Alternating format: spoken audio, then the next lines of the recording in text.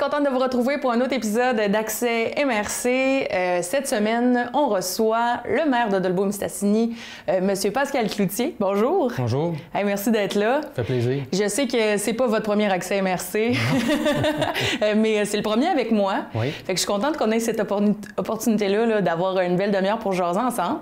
Parce que quand même, c'est passé beaucoup de choses dans les dernières années, comme votre premier mandat en tant que maire. Il y a eu toutes sortes de choses qui se sont passées. Ça a bougé beaucoup pour toutes sortes de raisons. Fait qu'on va revenir là-dessus un peu. On va parler aussi un peu de ce qui s'en vient pour Dolbeau-Mistassini. Ce serait quoi les plans, les projets que vous aimeriez voir pour votre dernière année de maire, peut-être, ou peut-être que ça continuera. L'avenir nous le dira. Mais avant de plonger vraiment là-dedans, j'aimerais ça qu'on discute un peu de qu'est-ce qui vous a amené à être maire de Dolbeau-Mistassini. Parlez-nous un peu de votre parcours. Bien, écoutez, qu'est-ce qui m'a amené? C'est un peu une implication que j'ai toujours eue dans différentes choses. Évidemment, les gens savent que dans mon parcours, que j'ai été président de syndicat de la papetière. J'étais président lors de la fermeture de la papetière, donc j'ai eu à vivre ça. C'est un dossier, évidemment, qui n'a pas été facile, mais où j'ai beaucoup appris, évidemment, à travers tout ça. Puis aussi, bien, de vivre cette fermeture-là, mais de vivre la réouverture aussi de l'usine, ça a été quand même pas rien. Donc, tu sais, j'ai appris beaucoup sur la politique, j'ai appris beaucoup sur plein de choses. J'ai été impliqué dans tous les comités de relance, quoi que ce soit. Fait que c'est suite à ça que j'ai décidé de me présenter conseiller, tout simplement. Une implication citoyenne encore plus. Tu sais, j'ai toujours demeuré à Dolbeau-Mistassini. Je suis né à Dolbeau-Mistassini. J'ai toujours été fier de cette ville-là. J'ai toujours aimé cette ville-là. Bon, dans le temps, il y avait Dolbeau, il y avait Mistassini. Aujourd'hui, c'est Dolbeau-Mistassini. Mais donc, puis, bien, écoutez, j'ai beaucoup aimé mon expérience de conseiller. Et à un moment donné, bien, on a vu que Richard Hébert nous a annoncé là, éventuellement qu'il nous disait qu'il regardait pour faire le saut en politique fédérale et il le fait. Et c'est à ce moment-là que là, j'ai eu des gens qui m'ont embauché. J'en ai eu quand même plusieurs qui m'ont embauché pour dire, écoute, tu devrais te présenter maire, puis honnêtement, je n'avais pas pensé. Donc moi, je vais valider avec mon employeur, parce que là, tu sais, quand même, c'est une décision avec mon employeur pour voir, bien, je peux-tu avoir un congé sans solde pour ça, je peux-tu avoir un congé. Et effectivement, c'est le cas, donc j'ai eu la chance d'avoir ce congé-là. Et c'est là que j'ai décidé de me lancer, donc dans une élection à la mairie. Donc, puis écoutez, on connaît le résultat, donc... Puis je peux vous dire que c'est quand même une très belle expérience jusqu'à maintenant, puis je suis très heureux là, de ce qui se passe, évidemment, au niveau de la municipalité. Donc, c'est un peu, bien, pas par hasard, mais c'était pas nécessairement votre choix numéro un quand vous étiez tout petit de vous dire un jour je vais être maire d'une municipalité. Non, non, non. J'y ai déjà pensé, mais je veux dire de dire que c'était mon but, non. C'est vraiment un concours de circonstances qui ont fait en sorte là, de décider de m'en aller vers là, puis comme je vous dis, bien, ça a donné les résultats que ça donne, puis on continue dans ce sens-là. Le mandat n'est pas fini, là, donc il faut terminer notre mandat. Il n'est pas terminé, mais on achève quand même. On est dans la dernière année de votre mandat. Donc aujourd'hui, on va en profiter pour regarder un peu tout ce qui s'est passé dans les 4 dernières années, dans votre premier mandat de maire de Dolbeau-Mistassini. Qu'est-ce qui vous marque le plus, là, comme ça, à brûle-pourpoint? Ce qui me marque le plus, écoutez, c'est sûr et certain qu'il y a eu des gros projets. Il y a eu le projet de la route de Vauvert, bon, le projet d'Aquagym, évidemment, que tout le monde connaît très bien. Puis c'est sûr aussi, les gros points qui ont été faits, c'est au niveau du développement économique et touristique, c'est qu'on est rendu maintenant Dolbeau-Mistassini avec nos directions au niveau du développement économique et touristique. Donc ça, c'est un gros point. Puis on l'a vu, ça donne des résultats quand même assez incroyables. Donc ça, on est très heureux de ça. Puis ça, on l'a fait immédiatement en arrivant en place avec le nouveau conseil, de décider d'y aller vers là. Puis aujourd'hui, là, on voit les résultats. Il y avait du travail à faire, il y avait des choses à faire avancer, il y avait des choses à mettre en place pour faire en sorte là, de s'améliorer de ce côté-là. Puis il n'y a rien de parfait, il faut s'améliorer encore, mais je vous dirais qu'on est vraiment rendu à une autre étape, là. Donc ça... vraiment, on est très fiers de ça. C'est vrai, puis je trouve aussi qu'il y a une identité de Dolbeau-Mistassini qui s'est développée avec les ressources en tourisme et tout ça qui ont été engagées, oui, mais avec l'image de la ville en général qui a été vraiment bénéfique. Puis c'est pas quelque chose qu'on voit dans... Moi, j'ai habité dans plusieurs villes de la région, mais du Québec aussi, puis je trouve qu'il y a un sentiment d'appartenance qui est vraiment fort ici à Dolbeau. Qu'est-ce que vous pensez explique ça? Qu'est-ce qui explique ça? Bien, moi, les gens de Dolbeau-Mistassini, c'est des gens passionnés, c'est des gens mobilisés, c'est des gens dynamiques. Ils n'ont jamais eu peur de se retrousser les manches pour s'impliquer dans quoi que ce soit. Puis on l'a vu, là, on vient de terminer une campagne au niveau du complexe Aquagym de 1,5 million. Qu'on a ramassé presque exclusivement dans le milieu. C'est pas rien. Là, incroyable. Ben, c'est ça. Puis on le voit au nombre d'activités qu'on a. Souvent, je n'entends parler des autres villes. Vous avez beaucoup de festivals, beaucoup d'événements, beaucoup d'activités diverses, presque à toutes les fins de semaine. C'est sûr qu'en temps de COVID, on s'entend que c'est pas la même chose, mais quand même. Fait que les gens veulent s'impliquer. Ils aiment leur ville, puis ils veulent que la ville avance. Puis ça, on le sent, là, tu sais. Puis je pense que comme conseil de ville, parce que ça, la force de tout ça, c'est d'avoir un conseil de ville qui veuille avancer aussi. Puis moi, je suis extrêmement chanceux. J'ai le meilleur conseil de ville du monde. J'ai un conseil de ville qui nous suit dans tous nos beaux projets, puis qu'eux aussi amènent des idées nouvelles. Puis, évidemment, ça prend l'équipe qui suit. Donc, mais c'est vraiment l'implication citoyenne à Dolbeau-Mistassini qui est différente d'ailleurs. Puis, je trouve aussi qu'on a parlé beaucoup dans les 10 dernières années de l'exode des jeunes de la région. Mais je trouve qu'à Dolbeau, il y a même un certain retour des jeunes. Puis, je trouve aussi que les jeunes ont leur place. Vous avez fait le comité jeunesse là, pour donner la parole, justement, à qu'est-ce que les jeunes veulent. Et on voit que rapidement, c'est même mis en action. Là. Il y a des choses qui s'en viennent par rapport à ça. Bien, effectivement, vous avez tout à fait raison. De plus en plus, on voit que les jeunes familles, font un retour, voient que, tu sais, Dolbeau-Mistassini, une des forces qu'on a, c'est qu'on est à 5 minutes d'à peu près tout. Quand je dis ça, bien, on a le golf, on a le centre de ski, on a les arénas, on a la piscine, on a le curling, on a les salles d'âge d'or, tout est à 5 minutes. T'sais. Puis à 20 minutes, on est sur le bord du lac, puis on est entouré de rivières, on a écoutez, c'est extraordinaire, on est en forêt, ça prend, c'est pas long, fait qu'on est, dans le fond, on est près de tout. Puis ça, c'est une force qu'on a, puis c'est une force, je pense, qu'il faut faire ressortir de plus en plus. Puis vous avez parlé des jeunes, bien, tu sais, la création de l'espace citoyen à la bibliothèque, donc on devrait pouvoir inaugurer bientôt. C'est sûr qu'à cause de la COVID, on n'a pas pu, mais les travaux se sont faits quand même. Donc ça, c'est un espace qui va être vraiment pour les jeunes. Dédié aux jeunes. Donc ça, c'est important pour nous dans toutes les décisions. Puis, tu sais, c'est tout en logique avec notre planification stratégique qu'on a fait à l'arrivée du conseil de ville. Bien, on a toujours suivi cette planification stratégique. Puis cette planification-là, bien, vient de ce que les citoyens veulent puis s'attendent de nous. Puis c'est beaucoup axé sur les jeunes, la famille. Tu sais, fait que ça suit, ça a une logique, tout ça. Et c'est pour ça aussi que vous avez mis beaucoup de temps, d'efforts et d'investissement dans le complexe sportif, qui est un magnifique projet, qui est aujourd'hui terminé, qui est même ouvert au public. Bon, malgré la pandémie qui a peut-être retardé un peu l'accès, mais au niveau de l'échéancier, de construction et tout ça, ça a été un énorme projet d'investissement, mais dont vous pouvez tellement être fiers aujourd'hui. Très fier. Très fier. Écoutez, c'est extraordinaire. Puis les commentaires sont vraiment extraordinaires aussi. Puis, tu sais, ce projet-là, bien, c'est un projet d'équipe, c'est un projet de communauté. Je pense que les gens de Dolbeau-Mistassini le voulaient, puis on l'a senti. Les gens de Dolbeau-Mistassini des environs, évidemment, parce que ça touche tellement un grand rayon au niveau de la population. Puis quand les gens rentrent dedans, bien, je pense qu'ils s'approprient, ils se sentent fiers de ça, puis il faut se sentir fier aussi. Puis, tu sais, puis c'est un projet qui a très bien été au niveau de la construction. Il n'y a pas eu vraiment de retard en tant que tel. Tout a bien roulé. Très peu de dépassement de coûts. T'sais, on était le contrôle des coûts était là. Donc, écoutez, je pense que c'est une réussite sur toute la ligne. Puis là, malheureusement, mais à cause de la COVID, oui, c'est ouvert, mais limité. Mais il y a quand même...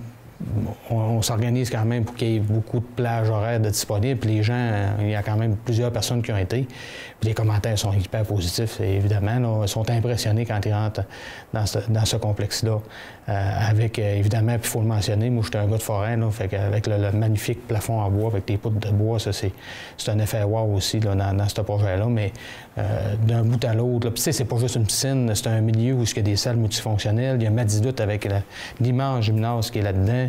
Il y a tout l'espace pour les jeunes qui est là aussi, le bassin récréatif, tu sais. Fait que c'est un projet vraiment global, complet.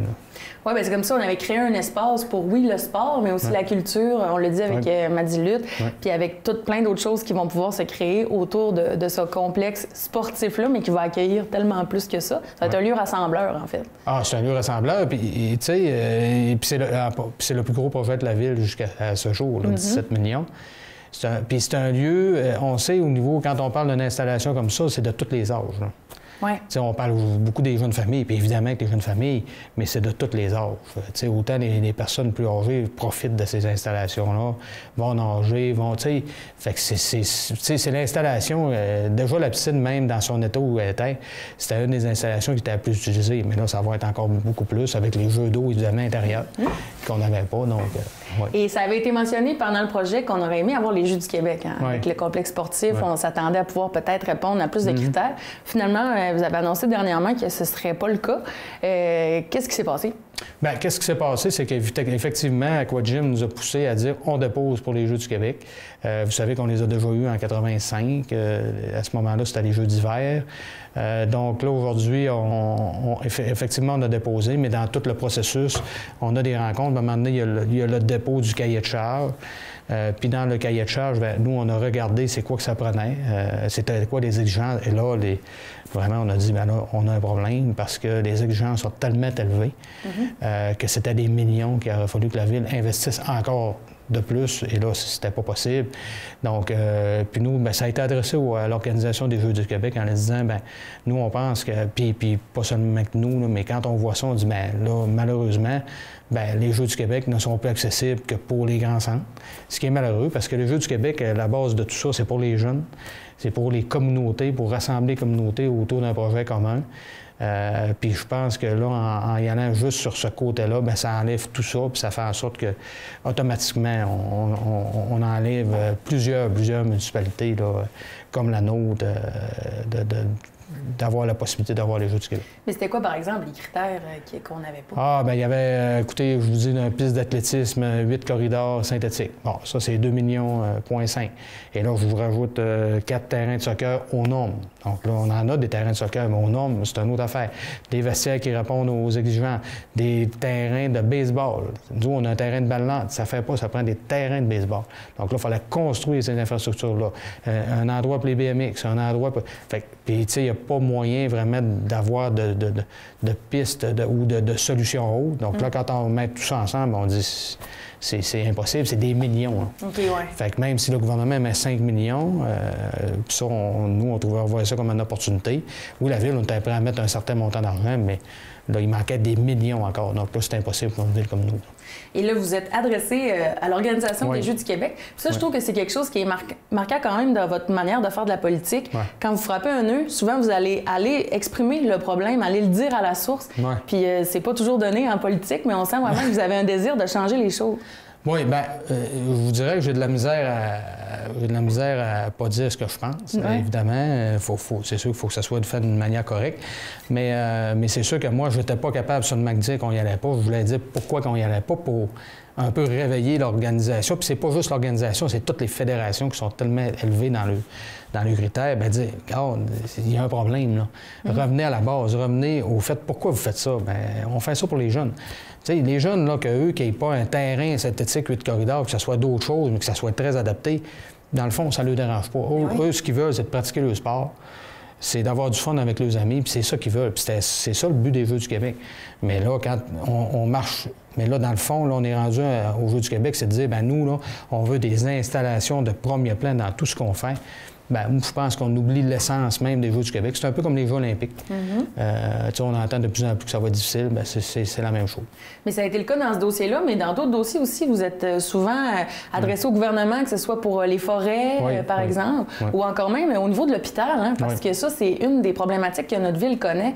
Et c'est pas juste depuis la pandémie, là, peut-être manque de personnel, on a de la misère à rattacher les gens. Puis vous êtes quand même, vous avez souvent mentionné ça publiquement. Qu'est-ce que, selon vous, on devrait faire pour changer ce qui se passe à l'hôpital en ce moment? Bien, l'hôpital, c'est un très bon dossier que vous donnez comme exemple. Puis c'est un dossier où on s'implique, puis on a le devoir de s'impliquer. On a fait énormément de représentations dans ce dossier-là, surtout depuis la réforme Barrette, qui a fait extrêmement mal. Encore là, au milieu comme les nôtres. Là, on a une direction qui est là, puis je pense qu'on essaie, en tout cas, on fait des efforts pour faire en sorte de ramener tout ça, mais c'est sûr qu'il y a encore des choses à faire. Et nous, d'ailleurs, on a passé une résolution à la Ville pour rapatrier les pouvoirs décisionnels dans les hôpitaux, parce que ça, c'est un des problèmes de la réforme Barrette, c'est qu'on a dit, bien, on rapatrie, puis là, les décisions se prennent complètement à l'extérieur. Donc, il faut ramener ça. Puis il faut s'assurer de répondre aux exigences. C'est sûr qu'il y a la problématique de main-d'œuvre, mais moi, je pense que s'il y aurait des directions plus locales, je pense qu'on serait capable, plus en mesure, de régler ces problèmes-là et de les voir arriver. Souvent, quand on les voit arriver, il est trop tard, puis là, malheureusement, il y a des fermetures de services. On en a eu moins les derniers temps. Oui, il y a eu les soins intensifs là, la fin de semaine dernière, mais on n'a qu'à parler de l'obstétrique et ainsi de suite. On a beaucoup de pression de ce côté-là. C'est une situation que plusieurs autres villes vivent. Ouais. OK, mais ça ne veut pas dire qu'on doit l'accepter. Moi, je pense le message est clair, c'est que la population de Dolbeau-Mistassini et les environs n'acceptera jamais de perdre des services. Il ne faut pas l'accepter non plus. Maintenant, je pense qu'il y a des efforts à faire, oui, mais tu sais, on n'a pas à faire ça. Puis, les gens se sont toujours impliqués au niveau de la fondation de l'hôpital, au niveau d'un centre hospitalier aux normes. Puis là, le bloc opératoire qui s'en vient. Donc, il faut, je pense il faut maintenir absolument ces services-là. Et vous l'avez dit, la population de Dolbeau, mais aussi des alentours. Puis ça, c'est une autre particularité un peu parce que Dolbeau veut pas être un peu le pôle central de la MRC Maria-Chapdelaine. Oui. Mais on voit une énorme collaboration avec la MRC, mais avec toutes les municipalités, en fait, ce qui n'est pas donné nécessairement à toutes les villes. Et là, vous avez réussi ça, cette belle communication-là? Bien, en fait, là, nous, la ville de Dolbeau-Mistassini, on fait partie de l'Union, au niveau de l'Union des municipalités, il y a le caucus des cités régionales. On est 22 villes, dans le fond, qui sont vraiment les pôles centrales de l'EMRC, comme Gaspé, Rimouski, Shawinigan, donc des villes comme ça. OK? Différence ou des villes où ils peuvent être 2 ou 3 pôles. Nous, on est vraiment le pôle central.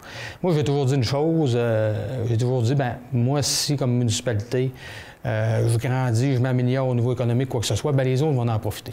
Puis ça, c'est ça le but. Puis l'autre chose, moi, si les gens décident de venir se rétablir dans le haut du lac, venir s'établir chez nous, s'ils décident de s'établir, exemple, à Saint-Stanislas, c'est sûr qu'on aime toujours mieux que ce soit à Dolbeau-Mistassini, mais si on est à Saint-Stanislas, je suis content parce qu'ils vont venir dépenser à Dolbeau-Mistassini. Ils vont venir, tu sais. Fait qu'il faut le voir comme ça, là. Fait que moi, je l'ai toujours vu comme ça.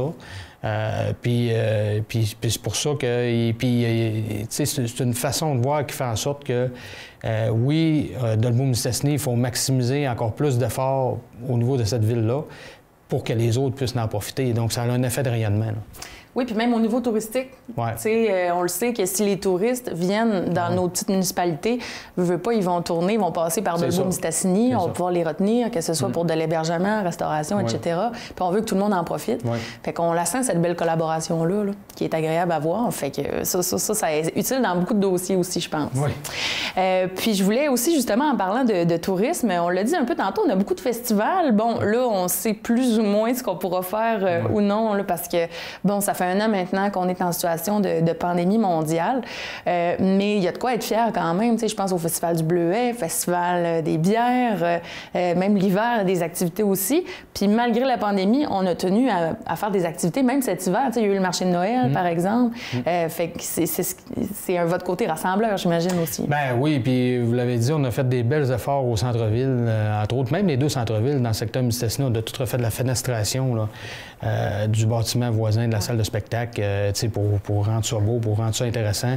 Il y a eu un magasin qui s'est installé là aussi. Puis ici, le centre-ville, vous l'avez vu, toute la partie ouverte, entre autres, on a mis le voûte étoilé qui est unique au Québec. Là, je veux dire, c'est au-dessus d'un boulevard. D'habitude, c'est des ruelles. Puis très rapidement, dans un mois, on a organisé un marché de Noël avec des cabanes. Puis ça, on a pu le faire avec la santé publique. Puis on a vu qu'il y a eu tout qu'un engouement. Puis ça va être encore plus les prochaines années. Là, encore cette année, on va enlever tout le terre-plein de cette partie-là. Ah oui, c'est confirmé? Oui, c'est confirmé. Il est dans le budget. Donc ça va faire en sorte aussi d'animer le centre-ville. Tu sais, tous les espaces terrasses. L'espace vert qu'on a aménagé aussi sur l'ancien poste d'essence. Donc on a pris entente avec le propriétaire. On a dit, on est-tu capable d'enlever? Parce que les gens nous disaient tout le temps, c'est une verrou centre-ville. Puis il avait raison. Donc, on a travaillé là-dedans. Fait que, tu sais, c'est des choses qu'il faut faire. Puis ça, moi, je pense qu'il faut toujours avoir des idées. Il faut toujours, tu sais, puis il y a des choses qui vont réussir, des choses qui réussiront pas. Mais si on n'essaye rien, bien, il n'y aura jamais rien. Fait qu'il faut essayer des choses. Puis les gens embarquent dans nos projets d'habitude. Oui, puis vous m'arrêterez si je me trompe, mais j'ai l'impression qu'on a un désir de s'inscrire dans la modernité aussi, tu sais, de ramener Dolbeau-Mistassini au goût du jour. Oui. Ce qui a peut-être été oublié à un moment donné, tu sais, c'est pas ça qui a été peut-être priorisé prioriser, mais c'est quand même important, justement, si on veut avoir des jeunes, des familles. Ben oui, puis je vais vous donner la notion de ville intelligente. On est en train d'avancer très rapidement là-dedans. Ça, c'est quand même important comme décision. Donc ça fait en sorte, là, justement, comme vous dites, d'être une ville moderne, une ville qui réponde à c'est quoi les nouvelles tendances. Fait qu'il faut suivre ça, c'est effectivement. Et là aussi, je voulais qu'on parle du terrain du Village Western, qui est un vestige de notre ancien festival. Et là, il y a toutes sortes de projets. On a entendu, entre autres, là, la Marina, qui nous a parlé de ça un peu dernièrement en entrevue, des nouveaux quais, peut-être un aménagement là, de ce côté-là. Oui. Qu'est-ce qui s'en vient pour ce terrain-là? Bien, effectivement, on a décidé cette année aussi d'y aller avec des quais, mais des quais beaucoup plus permanents aussi, puis avoir de quoi de plus beau visuellement. Donc, on fait une partie, puis on voudrait continuer ça, tout l'ensemble de la Marina. Il y a une firme qui nous a proposé, qui travaille là-dessus, qui a proposé des concepts. Qu'est-ce qu'on pourrait faire là?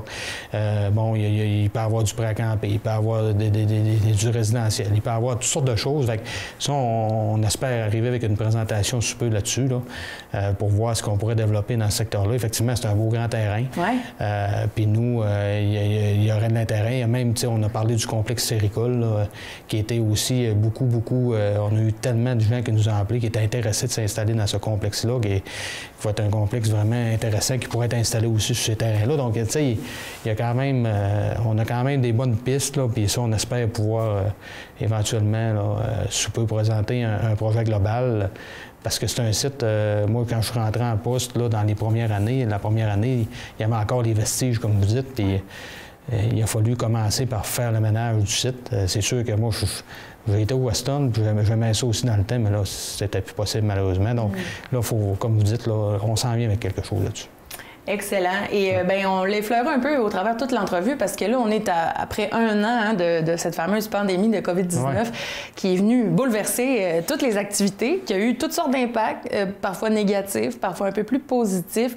Qu'est-ce que vous pensez que ça a été l'impact de la COVID sur Dolbeau? L'impact de la COVID, écoutez, c'est sûr que ça représente ça ressemble un peu à ce qui s'est passé ailleurs.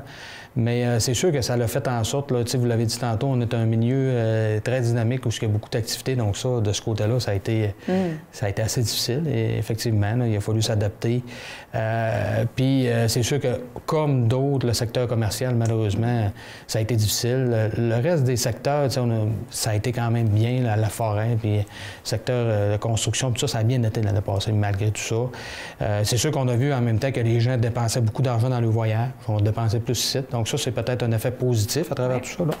Achat local. Achat local, ça a ressorti encore plus fort. Donc peut-être les gens se sont rendus compte plus encore de l'importance, on espère. Mais c'est sûr que l'effet des fermetures, des bannières, là, on l'a vu au niveau du centre d'achat, mais c'est un peu de tous les centres d'achat au Québec. Oui. Ça allait accélérer les choses. Ça, c'est clair, là. C'est clairement. Puis ça change les habitudes. Ça a changé les habitudes de la municipalité, des gens. Il y a sûrement des choses qui vont rester. Il y a des leçons à tirer de tout ça, c'est clair. Mais fait que nous, on a eu à s'ajuster beaucoup. OK? Parce que même au début, parce que c'était nouveau. Et à mesure que ça avançait, on ferme, on rouvre, ça on peut le faire, ça on peut pas le faire. Donc ça a été une bonne gestion. Là, tout ça. Ça a été une bonne gestion. Mais à un moment donné, on a dit, mais il faut quand même pas oublier une chose, il faut faire avancer nos dossiers. Oui, puis c'est ça que je remarque aussi, que ça a peut-être ralenti des choses, mais on a continué d'avancer quand même. Il fallait continuer d'avancer quand même, c'est important. Et là, j'ai pas le choix de vous poser la question. Je sais qu'il y a des élections municipales cette année. Est-ce que vous aimeriez continuer votre mandat comme maire de Dolbeau? Écoutez, je vais tout vite vous répondre la même réponse que je réponds souvent de ce temps-ci. J'ai absolument aucune décision de prise. Puis c'est pas une question de conseil, c'est pas une question d'équipe. Écoutez, comme je vous ai dit tantôt, je suis appuyé par tout le monde. Puis je suis très content de ce qui était fait. Puis il reste encore à faire. Là. Écoute, jamais que je vais dire que tout est parfait. Il y a toujours des améliorations à voir, puis c'est normal. Mais non, pour l'instant, moi, j'ai toujours dit que je vais faire ce mandat-là. Moi, je me présentais pour un mandat. OK. Puis j'ai dit que je verrai après. Puis, mais peu importe ce qui va se passer, moi, je suis content de ce qui s'est passé là, depuis les 3 dernières années. Oui, vous êtes fier de ce que vous avez accompli? Oui, de ce qu'on a accompli.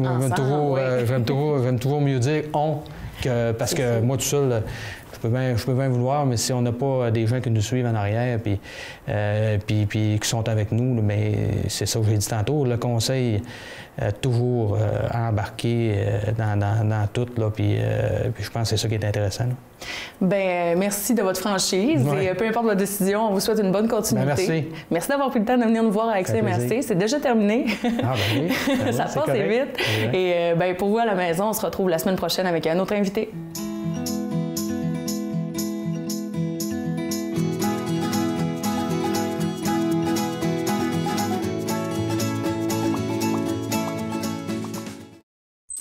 Électron libre, c'est quoi? C'est un trio de chroniqueurs, Francis Côté, Mélanie Saint-Germain et moi-même, Pierre Turcotte, qui vous informent et qui vous divertissent sur des sujets passionnants, toujours hétéroclites et parfois même étranges. Une source divertissante d'informations inutiles, de convivialité et de plaisir. Ne manquez pas, Électron libre.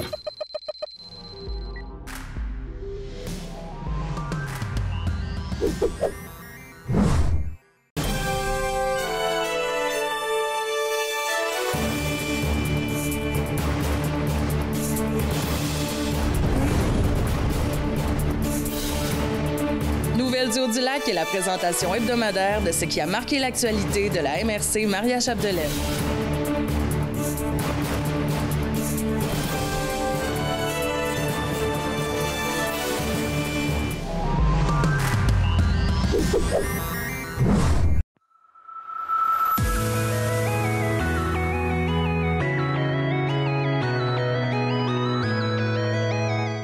Studio chez soi est une série de 12 épisodes présentant différents types d'entraînements pouvant être effectués dans le confort de votre salon. Les séances sont animées par des entraîneurs du Studio Fusion, coop de solidarité.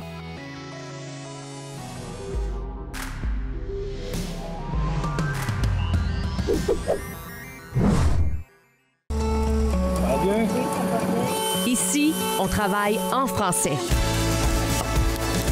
Moi, je travaille en français. Moi, je travaille en français. Moi, je travaille en français. On a tous de bonnes questions sur le vaccin.